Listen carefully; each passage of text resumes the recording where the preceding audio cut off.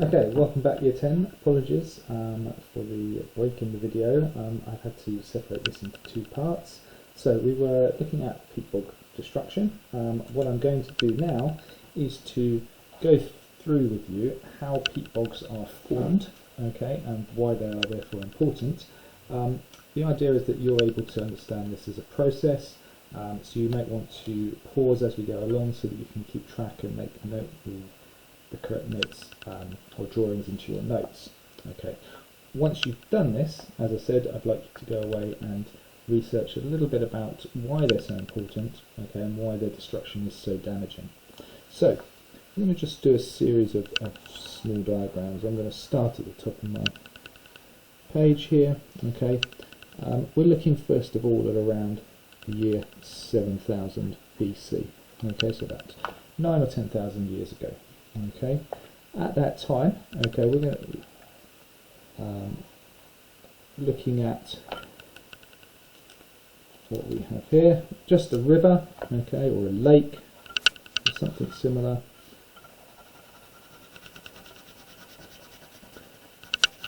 Natural area where we had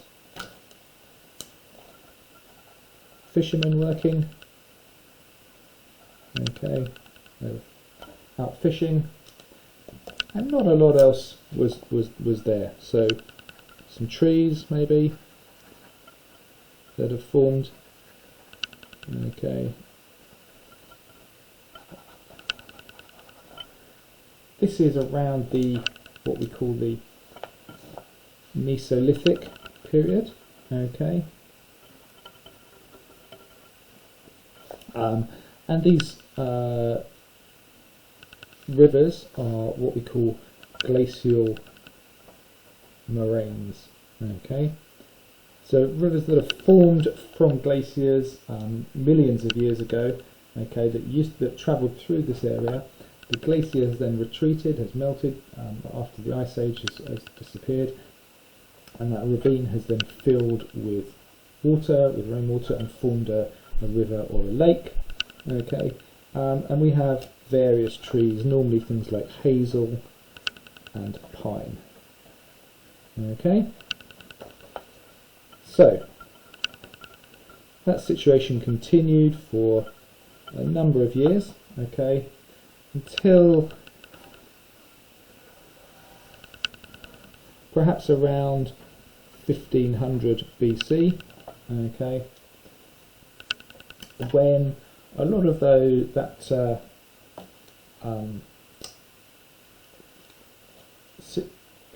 those wooded areas, okay, had begun to be used by the settlers and things, and had disappeared, or a lot of that had broken down. Okay, it's not very bright. Let's use a slightly different colour for you. Okay.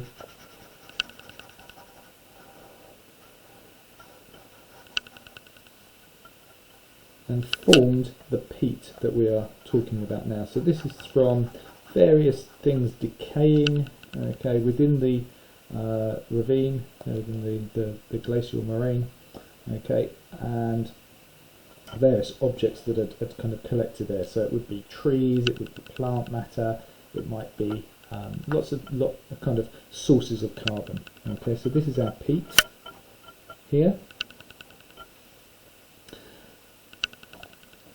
We then still had, obviously, some water, okay, some parts of it, so this makes this area very boggy, and to the sides of that, the edges of that, we would have our fenland, okay, so we still have some of our trees, our wooded area, but a lot of this has become farmland, okay. We have our fen, we have oak that is now growing, we have ash, we have elm, and we have farmland as well. Okay, so the land is being used differently, okay, and the peat has been formed from the decay of various materials. We're going to move on a bit further, okay, onto around 500 BC. and at this point, okay, our peat has pretty much completely overtaken and filled this area.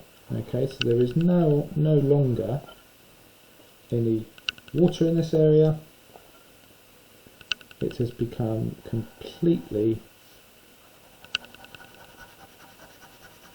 peatland, or a peat bog. Okay.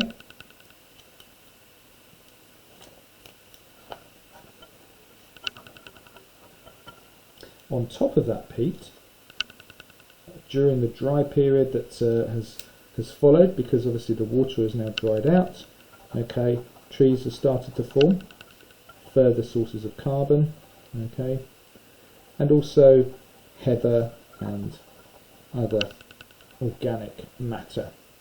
We also still have our farmland, okay, and our birch woods and things like that. So we've got heather growing, we've got trees and the peat, and we've got farmland and birchwood.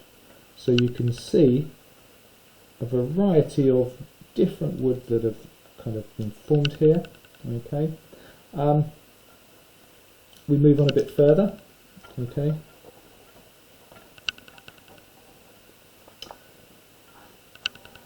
to around 500 AD.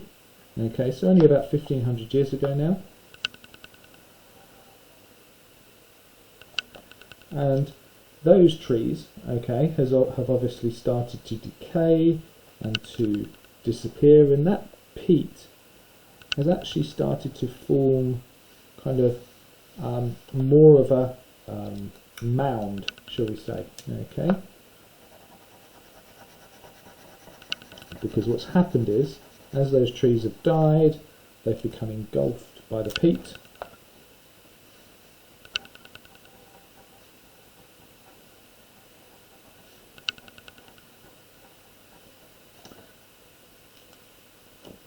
And we've had a period of sustained damp weather, and we've, instead of the farmland now being used, the farmland is no longer used, and we have a kind of a marshy fen area that has developed. Okay, we still have the odd tree around.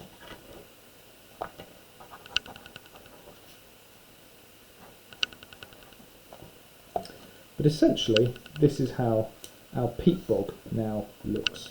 Okay. Fast forward to around the year 1900, so just over 100 years ago, when the first use of peat was kind of starting as a fuel, and its use was really kind of found out and discovered, and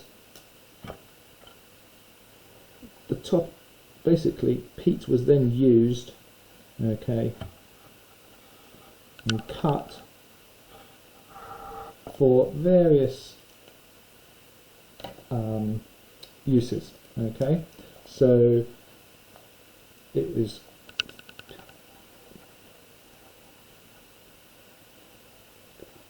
for fuel. Okay, it could be burned, it could be used as a fuel. So obviously when it's dug, it's very damp, so it would be laid out to dry. Okay. So it's a different colour plain peat. Okay. And so peat bogs, in order to access this peat, okay, there was drainage systems set in place. Okay, so to be able to drain the peat. Okay. Drainage system was established to be able to drain the water from the peat bog and to be able to use the peat itself. Now, as I said, these peat bogs are sources, as we can see, significant sources of carbon traps. Okay, from all the way up here, they contain a lot of carbon.